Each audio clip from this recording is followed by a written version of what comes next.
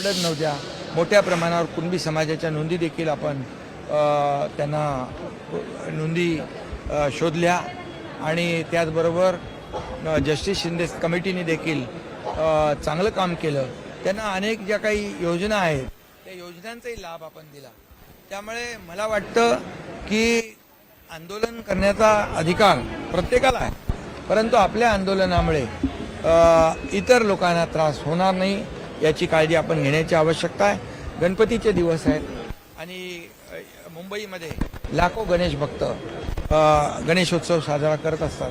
तर माझी मनोज जरांगे पाटील यांना देखील विनंती व आवाहन आहे की ठीक आहे, आंदोलन करण्याचा अधिकार प्रत्येकाला आहे, परंतु अशा परिस्थितीमध्ये गणपती काळामध्ये गणेशोत्सवामध्ये त्यांनी जे काही तारीख आणि वेळ जी काही निवडलेली आहे ती मला वाटतं गणेश भक्तांची मुंबईकरांची गैरसोय करणारी ठरू शकते आणि म्हणून त्यांनी जरूर याचा आम्ही त्यांच्या आम्ही जेव्हा मी मुख्यमंत्री होतो त्यावेळेस मी स्वतः त्यांना भेटलो जाऊन.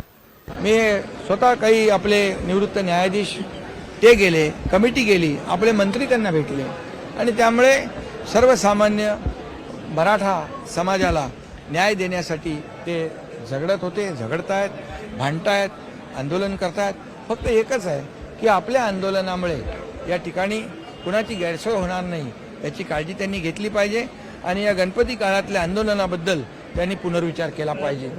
आणि त्याचबरोबर कधीही सामाजिक लढा लढणारा जो कार्यकर्ता असतो त्यांनी सामाजिक लढा आणि ती बांधिलकी जपताना इतर कुणाच्या भावनाही दुखावल्या जाणार नाहीत याची देखील काळजी घेतली. रोहित पवारांनी डॉक्युमेंट जे आहे ते मुख्यमंत्र्यांना सिडको घोटाळ्या संदर्भात दिले. सर मुख्यमंत्री एकनाथ शिंदे पत्रकारांसोबत संवाद साधत आहे. यावेळी राज्यातील विविध विषयांबद्दल उपमुख्यमंत्री एकनाथ शिंदेंनी माहिती दिली.